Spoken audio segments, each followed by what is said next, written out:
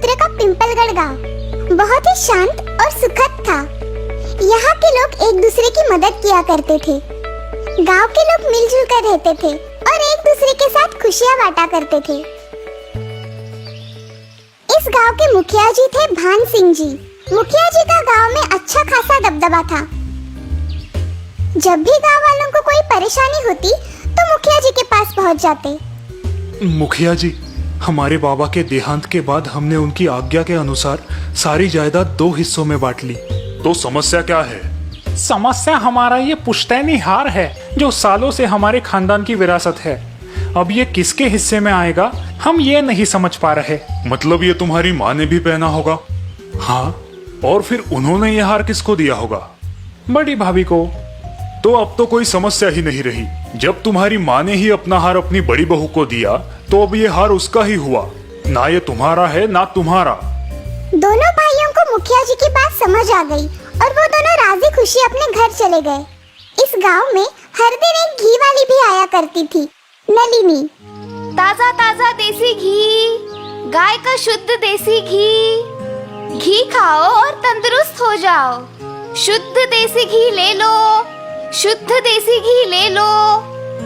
रोज शाम नलिनी थक हार के भीमदेव टेलर की दुकान पर जाया करती थी।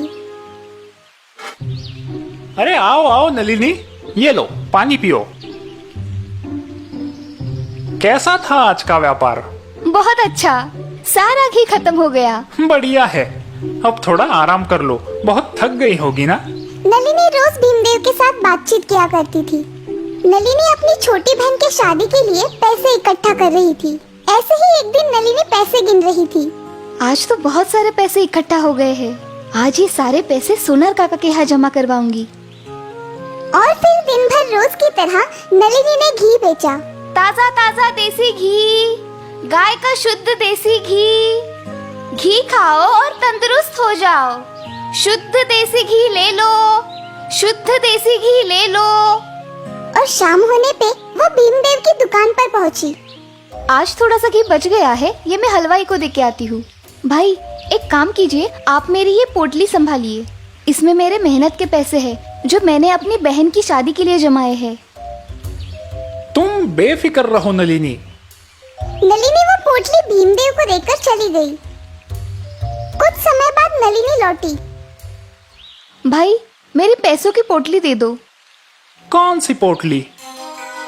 वही जो कुछ देर पहले मैं आपके पास रख के गई थी। तुमने मुझे तो कोई पैसों की पोटली नहीं दी। वो रही मेरी पोटली। अरे वो मेरी पोटली है, मेरे सालों की कमाई। क्यों झूठ बोल रहे हो भाई? वो मैंने अपनी बहन की शादी के लिए जमाए हुए पैसे हैं। मैं क्यों झूठ बोलूंगा नलिनी, ये मेरे ही तो पैसे हैं। नलिनी और भीमदेव पैसों की पोटली को लेकर झगड़ने लगे। मुखिया जी, मुझे मेरी मेहनत की कमाई वापस दिलवाइए। नहीं मुखिया जी, ये झूठ बोल रही है, ये मेरी मेहनत की कमाई है। दोनों ने मुखिया जी को अपना अपना दुखड़ा सुनाया। अब मुखिया जी भी सोच में पड़ गए। नलिनी, तुम्हारा बोलना है कि ये पोटली तुम्हारी है और भीमदेव तुम कह रहे हो कि ये तुम्हारी है।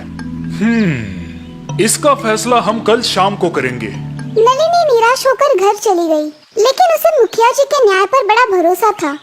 अगले दिन नलिनी ने रोज की तरह घी बेचना शुरू किया। मुखिया जी ने उसकी गतिविधियों पर ध्यान दिया।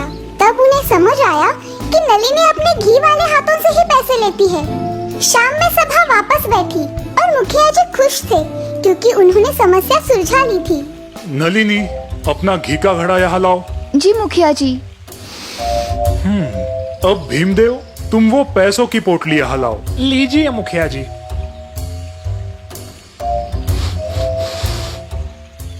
भीमदेव, तुम झूठ बोल रहे हो।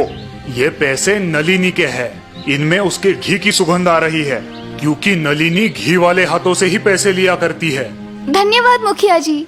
और भीमदेव, तुम्हें नलिनी के साथ धोखाधड़ी करने के लिए जुर्माने के रूप में नलिनी को 100 सिक्के देने होंगे और तुमने दोबारा किसी को धोखा दिया तो तुम्हें गांव से निकाल दिया जाएगा, समझे? भीमदेव का मुंह लटक गया और नलिनी को अपनी ईमानदारी से कमाए हुए पैसे वापस मिल गए। नलिनी खुशी खुशी अपने घर वापस गई। कई बरसों पहले की बात है। एक गांव में किशन नाम का एक मूर्तिकार रहता था। किशन बहुत ही सुंदर मूर्तियां बनाता था। वो मूर्तियां देखने के लिए उसके घर पर बड़ी भीड़ जमा होती थी। अरे देखो भाई, ये मूर्ति कितनी सुंदर है ना। हाँ भाई, ये सच में बहुत सुंदर है। ऐसे ही कुछ दिन बीत गए। किशन के घर के बाहर गांव वालों की भीड़ कम होने लगी। किशन का मूर्तियों का व्यापार भी ठप हो गया। हे भगवान, ये क्या हो रहा है। पहले तो मेरे घर के बाहर गांव वालों की बहुत भीड़ होती थी और अब मैं दिन भर में एक भी मूर्ति नहीं बेच पाता हूँ। कोई मेरी मदद करो, मुझे आसरा दो। तभी किशन के कानों पर एक थकी भागी सी आवाज आती है। क्या तुम मेरी थोड़ी मदद कर सकते हो? किशन देखता है कि एक बूढ़ा बीमार सांप उससे बात कर रहा है। पहले तो वो डर जाता है, लेकिन सांप को बीमार देखकर उसे उसकी दया आती है। बोलिए नाग देवता, मैं आपकी क्या मदद कर सकता हूँ? मैं बूढ़ा और बीमार हो गया हूँ और रहने के लिए आसरा ढूंढ रहा हूँ। अच्छा ये बात है। नाग देवता, मेरे घर के पास जो पेड़ है उसके बिल में आप आसरा ले सकते हो। मैं हर रोज आपके लिए वहाँ पे दूध की कटोरी रखता जाऊंगा। तुम्हारा कल्याण हो। दूसरे दिन किशन दूध की एक कटोरी नाग देवता के बिल के सामने रखता है और वहाँ से चला जाता है। नाग देवता अपने बिल से बाहर आकर वो दूध पी लेते हैं। ये किशन बड़ा ही नेक दिल है, मुझे इसकी थोड़ी मदद करनी चाहिए। दूसरे दिन किशन रोज की तरह दूध की कटोरी रखने जाता है तो उसे पहले वाली कटोरी में एक सोने का सिक्का दिखाई देता है। अरे वाह, लगता है नाग देवता ने खुश होकर मुझे ये सोने का सिक्का दिया है। फिर ये सिलसिला ऐसे ही चलता रहा। किशन हर रोज नाग देवता के लिए दूध की कटोरी रखता और बदले में नाग देवता उसे एक सोने का सिक्का देते। किशन का बेटा गोपाल ये सोचकर हैरान था कि आखिर ये सिक्के आते कहाँ से हैं।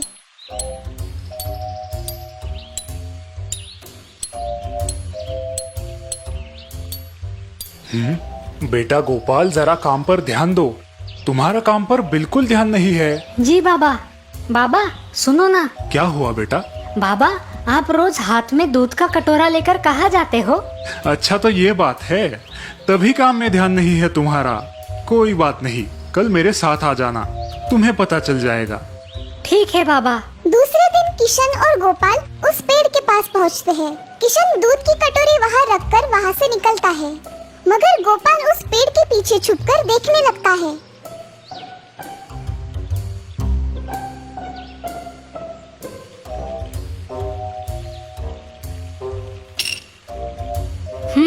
तो ये बात है। कल से मैं खुद ही इसे दूध पिलाने आ जाऊंगा।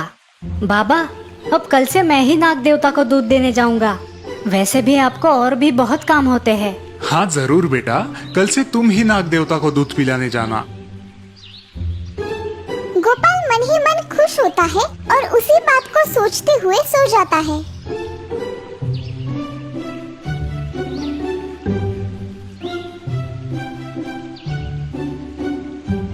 वो अपने सपने में देखता है कि उसने उस बिल के सामने खुदाई की और ढेर सारा सोना पाया। हैं? इतना सारा सोना?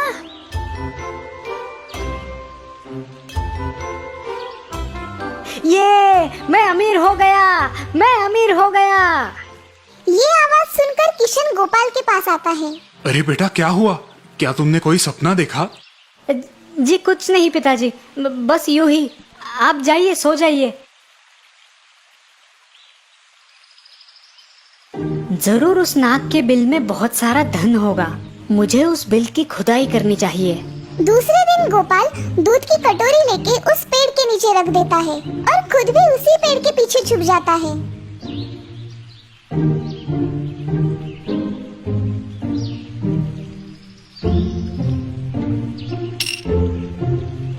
हाँ, अच्छा। पहले मुझे इस सांप से निपटना होगा। मैं इस सांप को मारकर उसके बिल के सारे सोने के सिक्के निकाल लूंगा। गोपाल वो दूध की कटोरी लेकर घर आता है और उन सोने के सिक्कों के बारे में सोचने लगता है। अगर मुझे उस बिल में से वो सारे सोने के सिक्के मिल जाए तो मैं अमीर बन जाऊंगा। दूसरे दिन रोज की तरह गोपाल दूध की कटोरी पेड़ के नीचे रखता है और फिर एक बार पेड़ के पीछे छुप जाता है। जैसे ही नाग दूध पीने लगता है, गोपाल एक लाठी से उस नाग के सिर पर जोरदार प्रहार करने लगता है। गोपाल की इस हरकत से नाग देवता को गुस्सा आ जाता है और वो गोपाल को डसते हैं। गोपाल दर्द से चिल्लाकर नीचे गिर जाता है। गोपाल की आवाज सुनकर किशन दौड़ते हुए वहाँ पर आ पहुँचा। हे नाग देवता, मेरे बेटे ने आपका क्या बिगाड़ा था जो आपने उसे ही काट लिया? देखो किशन, तुम्हारा मन बहुत साफ है, इसलिए मैं तुम्हें रोज एक सोने का सिक्का देता था और तुम भी उसमें संतुष्ट थे। तुम्हारे मन में उस सोने के सिक्के को लेकर कभी कोई लालच नहीं आया, लेकिन तुम्हारा बेटा बहुत ही लालची था। उसने सोने के सिक्कों के लिए मुझ पर प्रहार किया और मैंने भी मेरी जान बचाने के लिए उसे डस लिया। इसमें मेरी क्या गलती है? अब मैं यहाँ पे नहीं रुक सकता। किशन अपने बेटे की मूर्खता पर रोने लगा। उसने नाग देवता से माफी मांगी, लेकिन नाग देवता वो बिल छोड़कर हमेशा के लिए वहाँ से चले गए।